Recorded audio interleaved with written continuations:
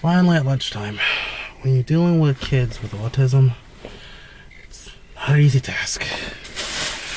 So the last Tuesday I decided to talk to you guys while I eat some of my lunch. Well, what I want to talk about, well, is ham steak. Lunch of champions, right? Alright. What I want to talk about is a lot of fans out there and wrestlers out there are going against the WWE and pretty much saying that WWE has a really bad tag team division. And I agree that the tag team division really sucks balls. But everyone, they always keep targeting the WWE that their tag team division sucks, that they're not doing good on tag teams. Well, you know what else is not doing well on tag teams? TNA. Now, there was a time where TNA was doing a wonderful job with the tag team division. You had all sorts of tag teams like the Motor City Machine Guns, Beer Money Incorporated, Team 3D, which was already established tag team, and just to name a few. But now you notice that they're pairing, just like WWE, they're pairing wrestlers together, singles wrestlers together, and winning tag team belts. And they're not really established tag team at all. Like, they're not like trained to be a tag team. They just put two guys together, and that seems to be the status quo now with today's wrestling. Well, except for ROH, because they have a good tag team division. But I will not blame the bookers too much about why the tag team division is not doing well, because the bookers or writers, if you're in WWE, I don't blame them totally, because they try to find out how can we make tag teams. I kind of blame the wrestlers themselves, because it's no doubt that every wrestler out there wants to be the top guy. And when they want to be the top guy, because it's egos, everyone wants to be the top guy. And there's some feel that they're not going to be the top guy if they're in a tag team. Everyone wants to follow the footsteps of great champions like Shawn Michaels, who used to be a tag team wrestler and became a sensation as a singles wrestler, from being Intercontinental Champion to World Heavyweight Champion, and so on and so forth. And now he's dubbed as the greatest performer of one of the greatest, arguably the greatest performer of all time in wrestling, which I do agree. He is phenomenal. Then you have Bret Hart, who was a tag team wrestler and then became a singles wrestler. You also have Edge and Christian, and Edge and Christian became successful in their singles. But the thing that I think a lot of people are trying to get to is be that top guy in the business. Which not everyone's going to be the top guy. I mean, it's something you want to work for, yeah, but you're not always going to be the top guy. And if the bookers feel that you have a good purpose of being a tag team, then just go for the tag team. One of the things I hate, and even fans believe, that the tag team belts don't mean jack. Now, if you really think about the tag team belts, they're in a division in itself, and it means that you are number one in that division.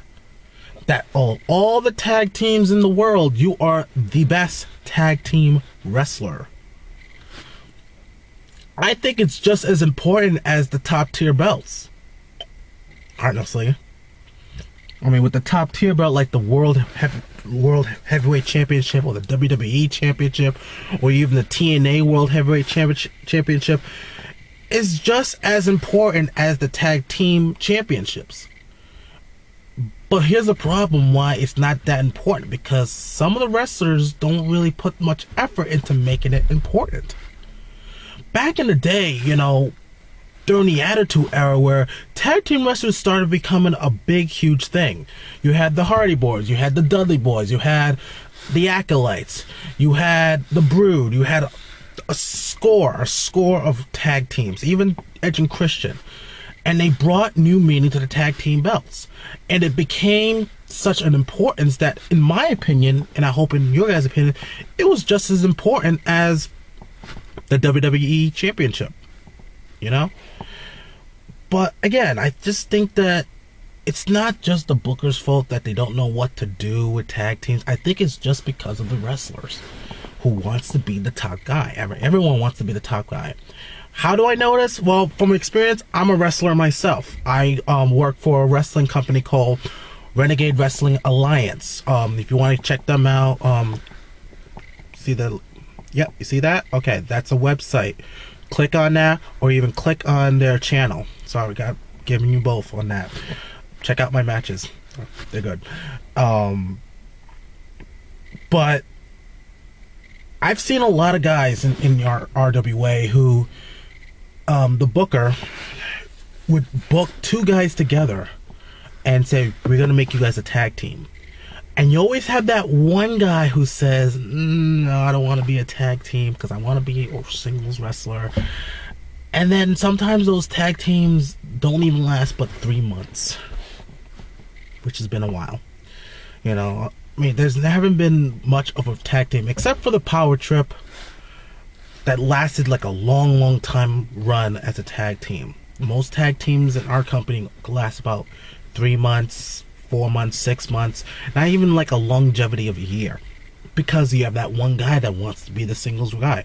And I'm not going to play innocent. I'm one of those guys too that used to do that, but now I'm at the point where it's like, let's just have fun. If I'm in a tag team, I'm in a tag team, and I'm going to make it work. But